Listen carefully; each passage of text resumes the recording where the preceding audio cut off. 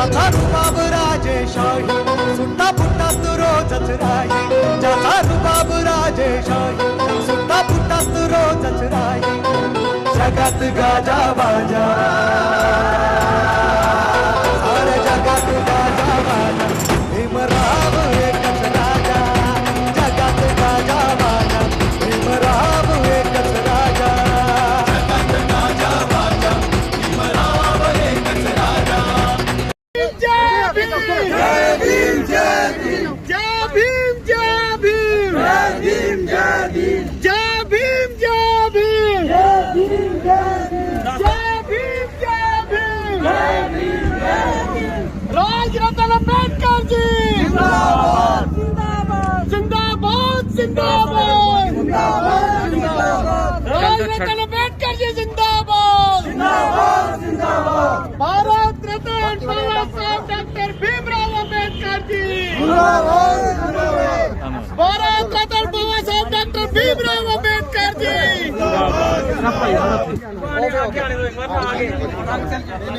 Group photo हो जाए पहले आ जाओ सर एक अपनी अपनी जगह पे खड़े रहो ना एक ही जगह पे खड़े रहो उनको आने दो जब तक सूरज चांद रहेगा बाबा तेरा नाम रहेगा जब तक सूरज चांद रहेगा बाबा तेरा नाम रहेगा जब तक सूरज चांद रहेगा बाबा तेरा नाम रहेगा जय भीम जय भीम जय भीम जय भीम जय भीम जय भीम जब तक सूरज चांद रहेगा बाबा तेरा नाम रहेगा जब तक सूरज चांद रहेगा बाबा तेरा नाम रहेगा बाबा तेरी सोच पे पैरा देंगे ठोक के बाबा तेरी सोच पे पैरा देंगे ठोक के जय भीम जय भीम जय जय जय जय जय भीम जय भीम जय भीम जय जय जय जय जय भीम जय भीम जय भीम जय जय जय जय जय भीम जय भीम जय भीम राजरत्न जी राजरत्न जी राजरत्न जी जिंदाबाद जिंदाबाद जिंदाबाद जिंदाबाद सब उधर सब उधर बड़े ही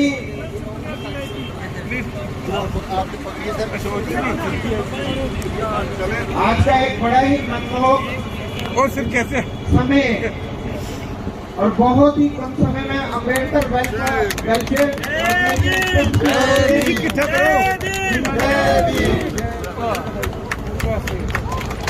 हमने प्रयास किया यहाँ पर जनता की जनरल पब्लिक की हेल्प से इस मूर्ति का अनावरण जिनमें जो इसके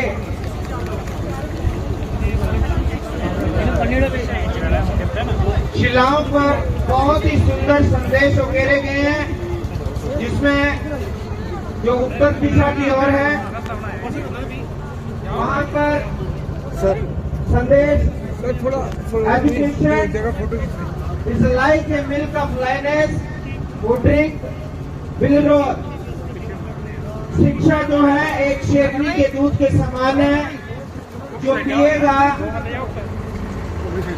वो गरजेगा इसकी पश्चिम दिशा की ओर भारतीय संविधान से प्रियम्बल को लिया गया है बाकी सर प्लीज थोड़ी जगह प्लीज एसएसपी साहब हिंदी में अनुवाद है भारत के लोग भारत को एक संपूर्ण सर्वोत्तम संपन्न समाजवादी पंथ निरपेक्ष लोकतांत्रिक संघ राज्य बनाने के लिए तथा उसके समस्त नागरिकों को सामाजिक आर्थिक और राजनीतिक न्याय विचार अभिव्यक्ति विश्वास धर्म और की उपासना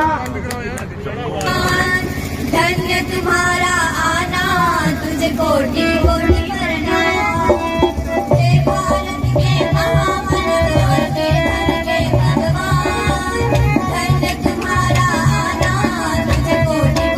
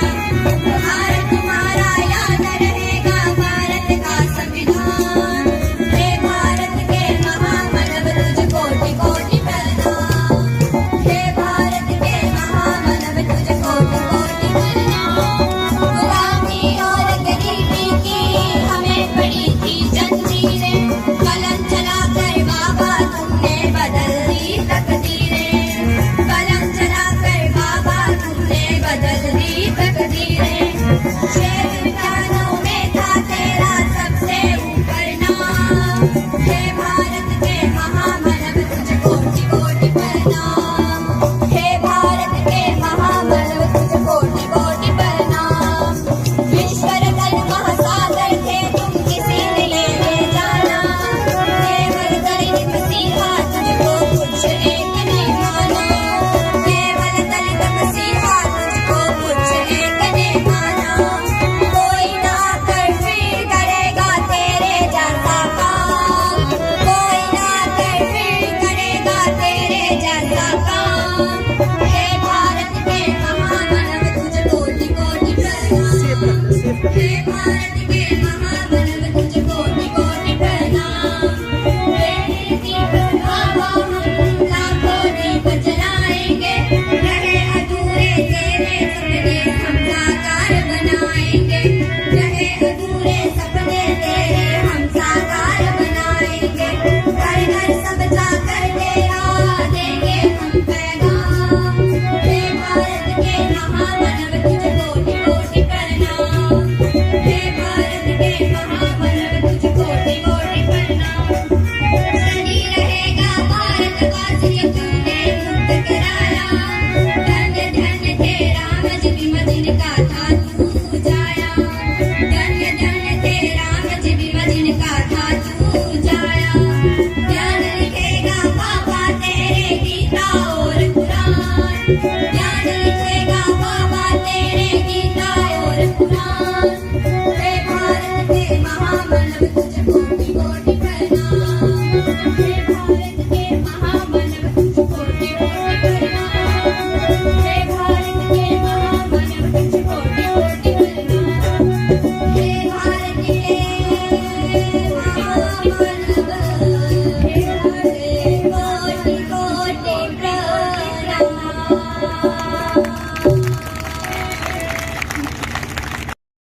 लड़ाई लड़ी, सबसे पहले तो मैं उनको नमन करता हूं। मंच पर उपस्थित सभी मान्यवर और जिन्होंने मुझे यहां आमंत्रित किया, अंबेडकर वेलफेयर ट्रस्ट के गोविंद जी और उनके सभी साथियों को, और यहां पर उपस्थित सभी मेरे भाइयों को, बहनों को और माताओं को राजरत्न अंबेडकर की तरफ से जय भीम। आज हम लोग यहाँ पर डॉक्टर बाबा साहब अंबेडकर जी के स्टैचू का अनावरण करने के लिए इकट्ठा हुए हैं। मैं आप सभी लोगों से ये कहना चाहूंगा, जब मैं जम्मू में उतरा, जम्मू एयरपोर्ट पे, तो दूर से जब मैंने जम्मू एयरपोर्ट को देखा तो जम्मू के नीचे लिखा हुआ था the land of temples. Jammu को लैंड ऑफ टेम्पल्स कहते हैं। आज यहाँ पर बाबा साहब अंबेडकर जी की मूर्ति का हम लोग अनावरण कर रहे हैं। जम्मू का उधमपुर ये एक डिस्ट्रिक्ट है, लेकिन मैं आप लोगों से ये कहना चाहता हूं कि जिस जगह पर डॉक्टर बाबा साहब अंबेडकर जी के मूर्ति का यहां पर अनावरण किया गया है, यहां से 10 किलोमीटर के दायरे तक, 10 किलोमीटर के रेडियस तक मंदिर के बाहर बैठने वाले नहीं बल्कि संसद के अंदर बैठने वाले लोग तैयार होने चाहिए। ऐसी क्रांति यहां पर आप लोगों को करनी होगी। प्रशासन में बैठने वाले लोग, न्यायपालिका के अंदर बैठने वाले लोग, chief justice of India supreme court के कुर्सी पर जाकर बैठने वाले लोग इस उधमपुर से यहां से तैयार होने चाहिए। ये बाबा साहब अंबेडकर जी की मूर्ति का अनावरण का सही मायने में बाबा साहब अंबेडकर जी को अभिवादन होगा। बाबा साहब अंबेडकर जी मूर्तियों में नहीं है, बाबा साहब अंबेडकर जी आज भी हमारे में जिंदा है, उनके राइटिंग और स्पीचेस में, उन्होंने लिखे हुए किताबों में। हम लोगों को उसे भी पढ़ना चाहिए। जैसे रजक जी ने कहा कि मूर्तियों को क्यों आवश्यकता होती है, क्योंकि ये हमें प्रेरणा देती है। जो हमारे इतिहास को भूल जाएगा वो कभी इतिहास रच नहीं पाएगा। आज जब हम जम्मू से निकले, 100 गाड़ियों का काफिला हमारे आगे पीछे था। 2 दिन पहले मैं बाबा साहब अंबेडकर जी का एक स्पीच जो मराठी में था उसे हिंदी में अनुवाद करने की कोशिश कर रहा था, लिख रहा था। बाबा साहब के कई सारे स्पीचेस हैं जो हमारे लोगों तक आए नहीं है। इसलिए मैं इंग्लिश के स्पीच, मराठी के स्पीच हिंदी में अनुवाद करके वो लोगों तक पहुंचाता रहता हूं। तब बाबा साहब अंबेडकर जी 1955 का ये स्पीच है, उसमें कहते हैं कि बचपन में जब मैं मेरी मां के साथ कपड़े खरीदने के लिए जाया करता था, उस समय पूरे भारत देश को जातिवाद ने जकड़ा हुआ था। पूरे ये सारे लोग जातियों में बैठे हुए थे, ये उच्च जाति का, ये नीच जाति का, निचले जाति में भी हजारों जातियां। बाबा साहब कहते हैं कि जब मैं अपनी मां के साथ कपड़े लेने के लिए जाया करता था, तब हमें नए कपड़े लेने तक का अधिकार नहीं था। दूर से ही उस दुकानदार को पैसे रखने होते थे और वो दुकान वाला, कपड़े बेचने वाला, नया कपड़ा लेकर पहले उसे पानी में भिगोता था और फिर उसको कीचड़ में घसकर वो देता था। क्यों? क्योंकि इनको नए कपड़े पहनने का अधिकार नहीं है। जिस बच्चे को पूरे पैसे लेने के बावजूद भी नए कपड़े नहीं मिलते थे, उन्हीं बाबा साहब अंबेडकर जी ने हमारे इतनी बदलाव कर दिए कि उन्हीं की तीसरी पीढ़ी आज कोर्ट में टाई में घूमती है। इतना बड़ा बदलाव बाबा साहब अंबेडकर जी के कार्य का है। यही इतिहास हम लोगों को पता होना चाहिए, इसलिए ये स्टैच्यू यहां पर अनावरण किया गया है। गाड़ियां जब मैं देख रहा था कि आगे पीछे और उसके भी आगे 2 मिलिट्री की गाड़ियां हम लोगों को सिक्योरिटी देने के लिए चल रही थी। देखिए, मैं कोई राजनीतिक घराने से नहीं, मैं भी एक मिलिट्री के घराने का ही बच्चा हूं। बाबा साहब अंबेडकर जी के पिताजी, उनके भी दादाजी ये मिलिट्री में थे। बाबा साहब के पिताजी सूबेदार मेजर यहां तक पहुंच गए थे। जब बाबा साहब के पिताजी ने, जब ये सारे छोटे छोटे थे, बच्चे थे, बाबा साहब के पिताजी अलग अलग पोस्टिंग उनकी हुआ करती थी, तो ऐसे ही उनके पिताजी ने सोचा कि अभी बच्चों को छुट्टियां लग गई है, तो क्यों ना बच्चों को जहां पर उनकी पोस्टिंग हो गई है वहां पर बुला लिया जाए। इसलिए बाबा साहब के पिताजी ने, रामजी बाबा ने टेलीग्राम भेजा, अपने बच्चों के नाम टेलीग्राम भेजा कि तुम लोगों की अगर एग्जाम्स खत्म हो गई है तो छुट्टियों में मुझे मिलने के लिए यहां पर आ जाओ। आने से पहले मुझे टेलीग्राम कर देना कि कौन सी ट्रेन से आ रहे हो, कौन सी ट्रेन से आ रहे हैं। तो बच्चों को ये टेलीग्राम मिला, बाबा साहब को टेलीग्राम मिला। बाबा साहब, उनके बड़े भाई और उनके बहनों के जो बच्चे थे, ये सभी बच्चे जिस ट्रेन से रामजी बाबा ने कहा था कि ये ट्रेन पकड़ के आना, वो ट्रेन पकड़ के ये सभी बच्चे अपने पिता को मिलने के लिए निकल गए। बाबा साहब ने टेलीग्राम कर दिया, लेकिन ये टेलीग्राम उनके पिताजी को मिला ही नहीं। अब पिता को पता ही नहीं है कि मेरे बच्चे कब आने वाले हैं और कौन सी ट्रेन से आने वाले हैं। बाबा साहब और उनके भाई, उनके भतीजे सारे निकल गए। ट्रेन में बैठे, जहां पर बाबा साहब के पिताजी ने कहा था कि इस स्टेशन पे उतर जाओ, ये बच्चे वहां पर उतर गए और अपने पिता की राह देख रहे थे। बहुत देर हुई, ट्रेन चली गई। स्टेशन मास्टर ने देखा कि ये बच्चे अभी तक यहीं पर खड़े हैं, और बच्चे, क्योंकि रामजी बाबा मिलिट्री थे, मिलिट्री मैन थे, घर में डिसिप्लिन बहुत थी, सभी अच्छे कपड़े पहनकर वहां पर खड़े थे। स्टेशन मास्टर को लगता है ये सवर्णों के बच्चे हैं, ये अपर कास्ट के बच्चे हैं, शायद ये भूल गए हैं, भटक गए हैं। तो वो स्टेशन मास्टर बच्चों के पास आया। बच्चों के पास आकर उन्होंने पूछा कि कहां जाना है। तो बाबा साहब ने वो टेलीग्राम बताया कि हमें यहां पर जाना है, मेरे पिता मिलिट्री ऑफिसर हैं, उन्होंने हमको बुलाया है, शायद मेरा टेलीग्राम उनको नहीं मिला है, इसलिए वो हमें लेने नहीं आए। तो स्टेशन मास्टर ने, बगल में ही एक बैलगाड़ी वाला वहां पर खड़ा था, उस बैलगाड़ी वाले को बुलाया कि देखो ये मिलिट्री ऑफिसर के बच्चे हैं, इनको उनके पिता के पास छोड़कर आओ। बैलगाड़ी वाले ने कहा कि आ जाओ मेरे गाड़ी में बैठ जाओ। सभी बच्चे गाड़ी में बैठ गए और रामजी बाबा ने जो एड्रेस दिया था वहां के दिशा के लिए ये बैलगाड़ी शुरू हो गई। बैलगाड़ी शुरू होने के बाद उस बैलगाड़ी वाले ने बच्चों से बात करना शुरू कर दिया। बच्चों से बात करते करते उस बैलगाड़ी वाले को पता चला कि ये तो निचले जाति के बच्चे हैं, ये तो अछूतों के बच्चे हैं, ये मेरे गाड़ी में कैसे बैठ गए।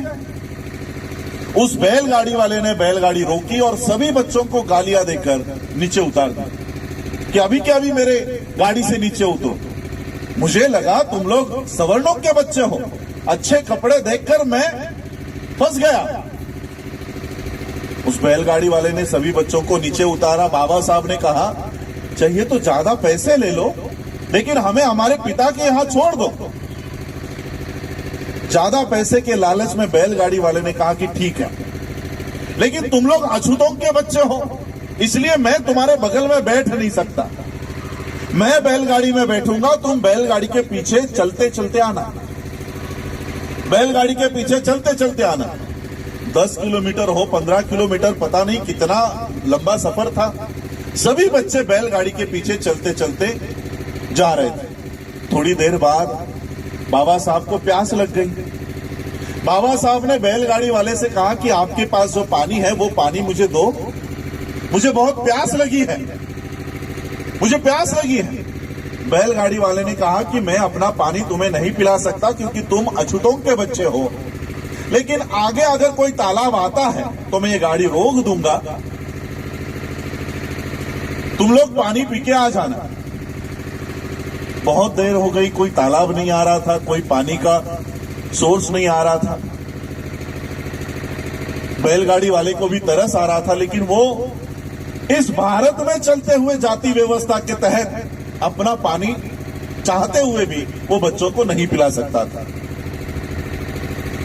उस बैलगाड़ी वाले को दूर से कुछ चमकता हुआ दिखा, उसे लगा तालाब आ गया है। उसने गाड़ी रोकी और सभी बच्चों को कहा कि देखो वहां पर कुछ पानी दिखाई दे रहा है, जाओ जाकर पानी पीकर आओ। सभी बच्चे दौड़ते हुए उस पानी के नजदीक गए और नजदीक जाकर देखा तो क्या, ये तो कीचड़ है, ये तो कीचड़ है, इसमें पानी है ही नहीं। लेकिन प्यास लगी थी। बाबा साहब ने वो कीचड़ हटाया और जो गंदा मैला पानी था वो झुककर बाबा साहब ने वो गंदा और मैला पानी बाबा साहब ने पिया। बाबा साहब फिर अपने पिता जहां पर थे उस सफर के लिए शुरू हो गए। थोड़ी देर बाद वो अपने पिता के यहां पहुंचे। पिता ने देखा ये क्या हालत है मेरे बच्चों की, ये क्या हालत हो गई मेरे बच्चों की, सारे कपड़े खराब हो गए, मुंह पर मट्टी लगी है। और फिर बाबा साहब ने, छोटे बाबा साहब ने अपने पिता को सारी हकीकत बताई। अपने पिता से सवाल किया कि पिताजी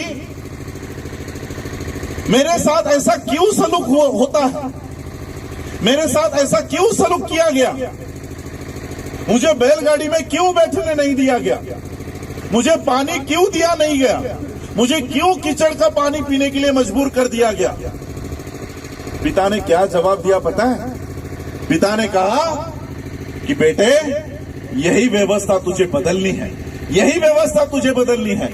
और उसी बच्चे ने, जिस बच्चे को गाड़ी में बैठने नहीं दिया गया था, बैलगाड़ी में, जिस बच्चे को बैलगाड़ी में बैठने नहीं दिया गया था, जिस बच्चे को पानी पीना नहीं दिया गया था, कीचड़ का पानी पीने के लिए मजबूर कर दिया गया था, उसी बच्चे ने इस देश का संविधान लिखा। और आज हम बैलगाड़ी छोड़ो हवाई जहाज उड़ाते हैं, हवाई जहाज में बैठते हैं और कीचड़ का पानी नहीं, ये बिस्लरी का पानी हम लोग पी रहे हैं।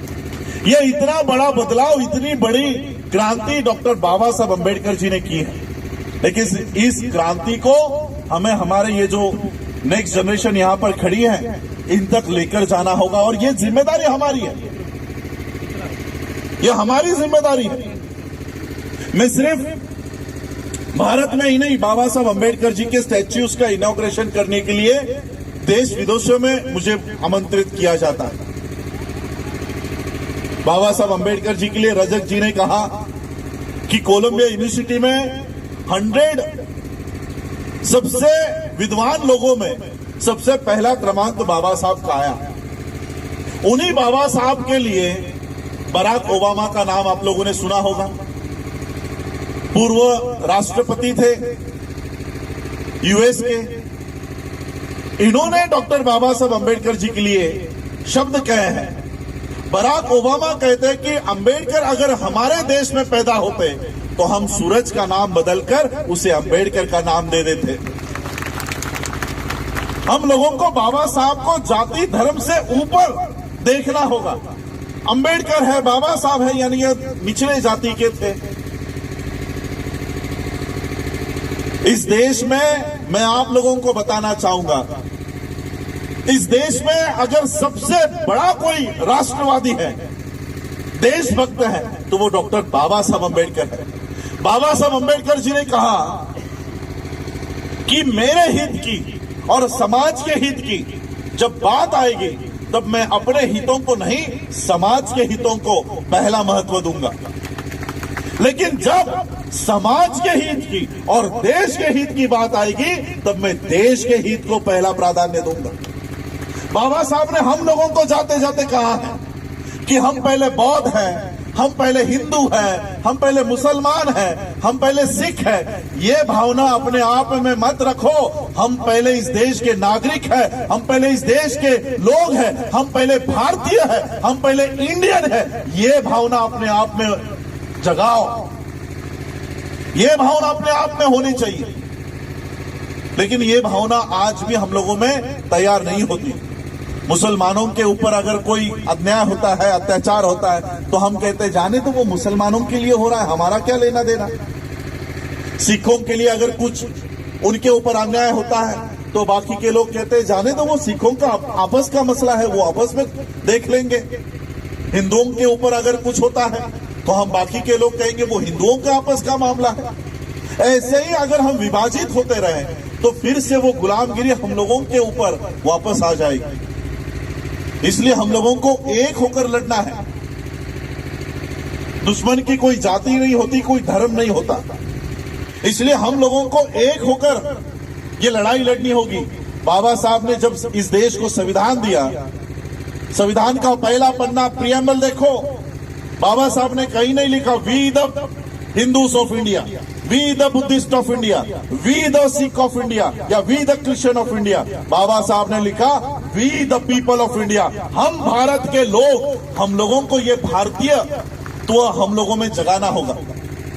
मैं अपने युवा लोगों से कहना चाहूंगा, बाबा साहब ने जब उनका संगठन बनाया, सबसे पहला संगठन जब उन्होंने बनाया तो उस संगठन का एक मोटो दिया, उस संगठन का एक ब्रीद वाक्य दिया, to educate, to agitate and to organise. इसको हम हिंदी में कहते हैं शिक्षित करो। बाबा साहब ने हमारे ऊपर एक बहुत बड़ी जिम्मेदारी देकर गए।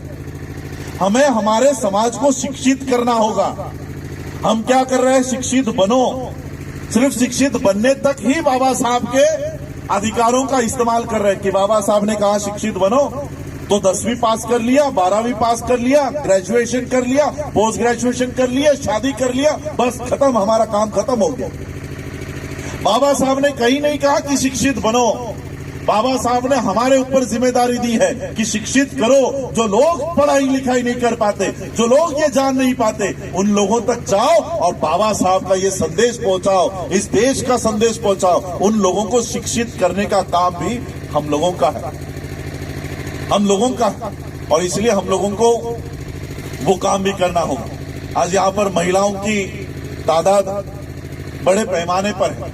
मैं आप लोगों को भी कहना चाहूंगा, बाबा साहब जब अपनी पीएचडी कर कर भारत लौट रहे थे, अपनी डिग्री पूरी करके बाबा साहब जब लौट रहे थे, तब बाबा साहब के कार्यकर्ताओं ने, बाबा साहब के चाहने वाले लोगों ने मुंबई में बाबा साहब अंबेडकर जी का एक सत्कार समारोह रखा कि बाबा साहब जैसे ही बोर्ड से उतरेंगे उनका हम सत्कार करेंगे। ये पंडाल वगैरह डालना, उसका आयोजन चल रहा था। अब इस आयोजन का बाबा साहब अंबेडकर जी की पत्नी माता रमाबाई, इनको पता चला कि मेरे पति आने वाले हैं, उनकी डिग्री पूरी हो गई है और उनका सत्कार होने वाला है, उनका सत्कार होने वाला है। बाबा साहब का यानी मेरे पति का सत्कार मुझे अपनी आंखों से देखना है। ये एक छोटी सी इच्छा माता रमाई ने व्यक्त की कि मुझे अपने पति का सत्कार अपनी आंखों से देखना है। लेकिन माता रमाई की एक बहुत बड़ी समस्या थी। समस्या ये थी, अब बाबा साहब का सत्कार होने जा रहा है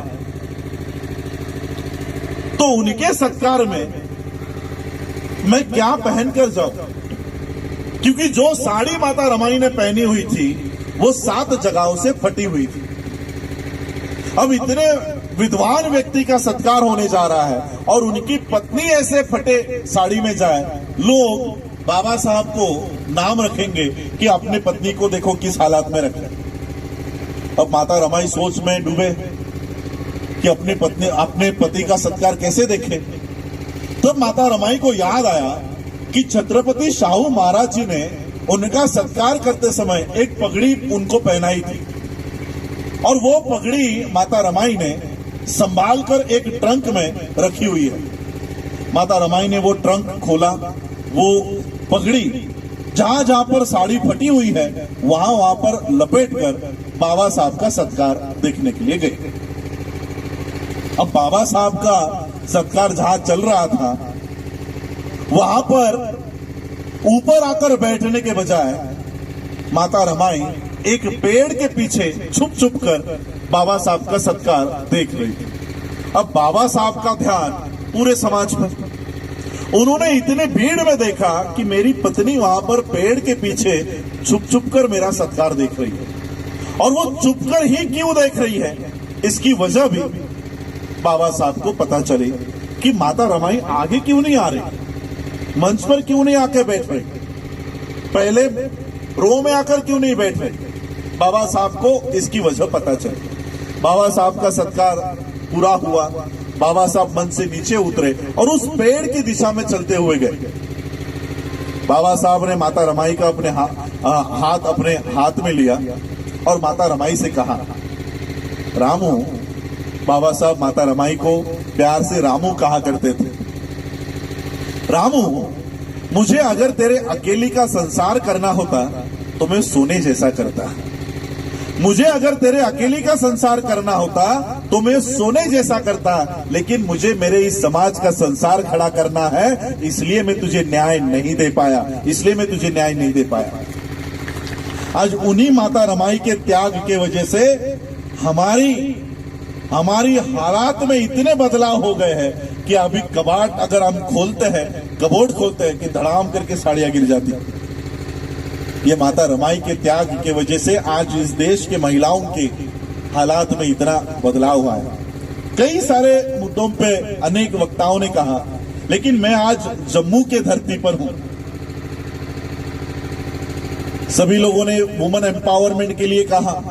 आप कभी, क्योंकि कंट्रोवर्शियल मुद्दा है, मैं ज्यादा उसके ऊपर बात नहीं करूंगा, आप कभी बाबा साहब का रेजिग्नेशन गूगल पे पढ़ा हुआ है कि बाबा साहब ने रिजाइन क्यों दिया।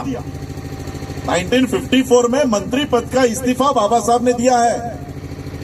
महिलाओं के लिए हिंदू कोड बिल के लिए तो आपने रजक जी ने कह दिया, लेकिन बाबा साहब ने 3-4 मुद्दों की वजह से इस्तीफा दिया है। जिस दिन जम्मू के लोग, मैं जम्मू के लोग कह रहा हूं, जम्मू का हिंदू, जम्मू का बौद्ध, जम्मू का मुस्लिम, जम्मू का रविदासिया नहीं कह रहा हूं, जिस दिन जम्मू के लोग बाबा साहब का वो इस्तीफा पढ़ेंगे, मैं गारंटी देता हूं कि जम्मू का एक ही नेता होगा, वो है डॉक्टर अंबेडकर। इस जम्मू के लिए भी बाबा साहब ने इस्तीफा दे दिया कि इस जम्मू कश्मीर का मुद्दा आप सॉल्व क्यों नहीं करते हो।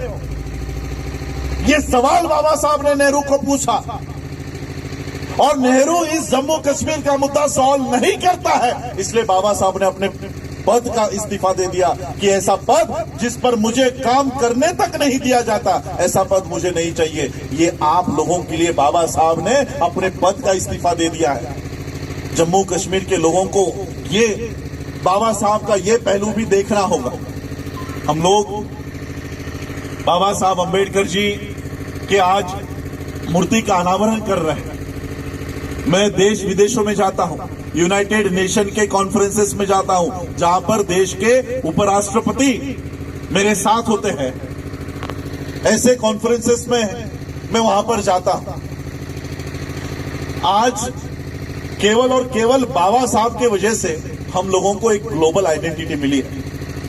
मैं जब यूनाइटेड नेशन के कॉन्फ्रेंस में था, 125 देश के डेलीगेट्स वहां पर थे, 125 देश के डेलीगेट्स, और वो भी आम जनता नहीं। कोई वहां का प्रेसिडेंट होगा, कोई वहां का मिनिस्टर लेवल के, कैबिनेट लेवल के लोग। हम जब लंच आवर्स में वहां पर घुमा करते थे, अलग अलग देश के लोगों से जान पहचान किया करते थे। ऐसे ही यूनाइटेड नेशन के उस कॉन्फ्रेंस में हम चलते चलते चाइना के लोगों से आकर टकरा गए। चाइना के लोगों ने हमसे पूछा, विच कंट्री, आप कौन से देश से हो? मैंने उनको जवाब दिया, इंडिया, भारत। पता है चाइना के लोगों ने क्या जवाब दिया? अभी तो चाइना से टेंशन चल रहे हैं, ये 2 या 3 साल पहले की बात है। चाइना के लोगों ने हमको जवाब दिया, ओह, अंबेडकर इंडिया। आज भी इस देश का नाम, आज भी इस देश की पहचान विश्व में अगर होती है तो वो अंबेडकर इंडिया से होती है। मैं अभी मेरे फेसबुक पेज पे अगर कोई फ्रेंड्स है, पिछले फरवरी का अगर आप वीडियो देखोगे, बाबा साहब अंबेडकर जी की मूर्ति, बाबा साहब अंबेडकर जी का स्टैच्यू ऑस्ट्रेलिया के कोर्ट रूम में है। ऑस्ट्रेलिया में कोर्ट है, मूट कोर्ट नाम का कोर्ट, जिसमें केसेस नहीं चलती हैं, जिसमें एडवोकेट्स को और जिसमें जजेस को ट्रेनिंग दी जाती है। एक ऐसा क्लासरूम है जजेस का, जिसमें जजेस को ट्रेन किया जाता है, जजेस को पढ़ाया जाता है। उस जजेस के कोर्ट रूम में बाबा साहब का स्टैच्यू लगाया हुआ है, और वो सभी जजेस बाबा साहब के सारे बुक्स को और बाबा साहब को, उनके लॉ को सामने रखते हुए पढ़ाई करते हैं। जापान में बाबा साहब का स्टैच्यू है, यूएस में है, यूके में है, पूरे विश्व में डॉक्टर बाबा साहब अंबेडकर जी का हम लोगों को गौरव होते हुए दिखाई देगा। और इसलिए ये हम लोगों का ये दायित्व है कि जिस दिशा में बाबा साहब ने भारत के लोगों को, we the people of India, हम लोगों को लेकर जाना चाहा, उस दिशा में हम लोगों को बढ़ना होगा, उस दिशा में हम लोगों को जाना होगा। इस 10 किलोमीटर के दायरे में, चाहे वो घर किसी का भी हो, हम लोगों को हर घर में से एक अंबेडकर तैयार करना होगा, हर घर में से डॉक्टर, इंजीनियर, लॉयर तैयार करना होगा। बाबा साहब ने, मैं एक ही, क्योंकि मुझे और आगे और 3 या 4 प्रोग्राम्स है, कल सुबह निकलना है, इसलिए मैं ज्यादा बात नहीं करूंगा। लेकिन एक बात जाते जाते आप लोगों को बताना चाहूंगा कि बाबा साहब कितना बड़ा काम करके गए हमारे लिए। बाबा साहब ने जिन जाति व्यवस्था के, देखो जाति व्यवस्था सिर्फ जाति नहीं है, उस जाति के साथ एक प्रोफेशन भी जुड़ा हुआ है। हम सोचते हैं ये जाति का मामला है, नहीं। चमार जाति के लोग संविधान लागू होने से पहले क्या डॉक्टर बन सकता था? चमार जाति के लोगों का काम क्या हुआ करता था? जूते सिलना, चमड़ा साफ करना, यही काम हुआ करता था। आपके यहां पता नहीं कौन सी जातियां होती है, मैं महाराष्ट्र का उदाहरण देना चाहूंगा। हमारे यहां पर नाई करके एक जाति होती है, नाई जाति का काम सिर्फ बाल काटना है। क्या वो इंजीनियर हो सकता था पहले? ऐसे कई जातियां हैं जिनका काम निर्धारित है। मैं आप लोगों को एक काल्पनिक कहानी बताना चाहता हूं। संविधान लागू होने से पहले चमार जाति की स्त्री अगर होती और वो गर्भवती होती 8 महीने की, 9 महीने की, तो उसे सपने क्या होते पता है? चमार जाति की हमारी मां को, हमारी बहन को क्या सपने आते कि आज मेरे पेट में जो गर्भ है, मेरे पेट में जो बच्चा है, आज 8 महीने का है, 9 महीने का है। सामने के पेड़ के नीचे वो चमार बैठता है, लोगों के जूते सीलता है, लोगों के जूते साफ करता है, चमड़ा साफ करता है, उससे पैसे कमाता है। आज वो 40 साल का है। मेरा बच्चा जब 20 साल का हो जाएगा तो सामने के पेड़ के नीचे बैठने वाला जो मोची है वो बूढ़ा हो चुका होगा, और फिर मेरा बच्चा बड़ा होने के बाद उस पेड़ के नीचे बैठेगा, लोगों के जूते सिएगा, लोगों के जूते साफ करेगा, चमड़ा साफ करेगा, और वो पैसे मेरा बच्चा लेगा, मेरा बच्चा कमाएगा। नाई जाति के स्त्री को भी ऐसे ही सपने आते थे। वो भी यही देखती थी कि सामने के पेड़ के नीचे एक नाई बैठता है, आज वो 40 साल का है, वो लोगों के बाल काटता है, लोगों के जानवरों के बाल काटता है, और सारे पैसे वो कमाता है। वो जब बूढ़ा हो जाएगा तब मेरा बच्चा उस पेड़ के नीचे बैठेगा और लोगों के बाल काटकर वो सारे पैसे मेरा बच्चा कमाएगा। बाबा साहब ने ऐसा संविधान इस देश को दे दिया कि आज चाहे हमारी कोई भी जाति की स्त्री हो, आज उस नाई जाति की स्त्री को, चमार जाति की स्त्री को, किसी भी जाति धर्म की हो, उसको सपना क्या आता है पता है?